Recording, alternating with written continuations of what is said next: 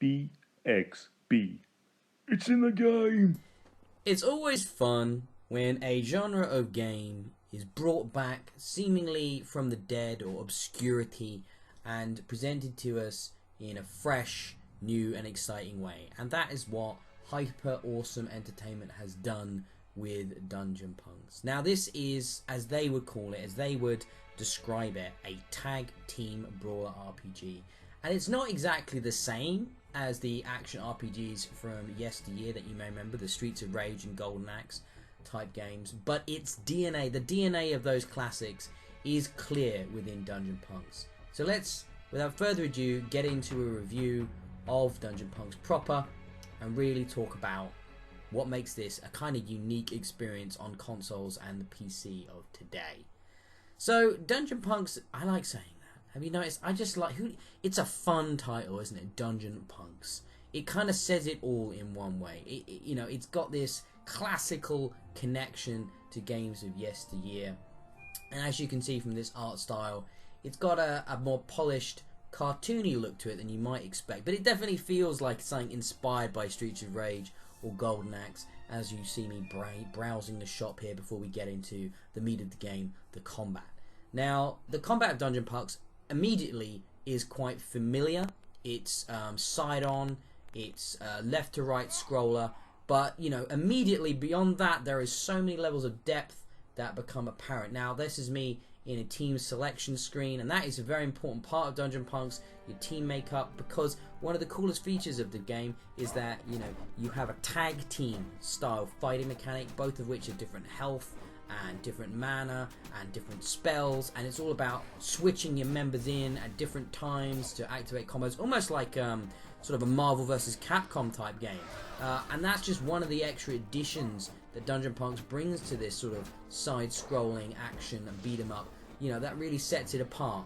The other sort of factor is that it's got a roguelike feeling to it. You can see in the top right of the screen there's a map, and you've got multiple things you can go to, different rooms to go into that have different enemy spawns and boss fights and items and all kinds of things and upgrades and stuff as you go through. And as something else that it actually delivers to you as you go through the game are side quests and missions. So there's actually a great deal of depth in here, and this is before I even talk about the multiplayer of Dungeon Punks, and that really sets the game alight when you're playing with another person who's casting spells, and they affect what you're casting. They can affect your abilities and buff you, and you can really set off crazy things that just set the screen afire with different coloured explosions and magical effects.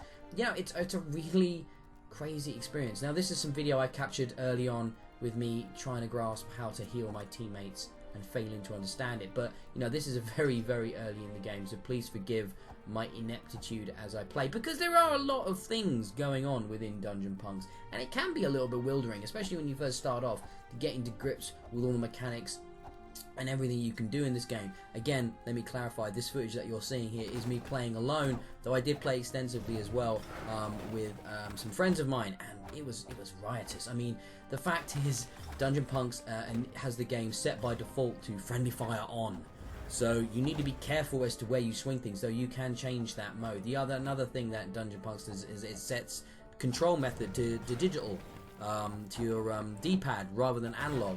And I think that because, weirdly, the game really does lean quite heavily on precision and really putting a lot of thought into what you're doing.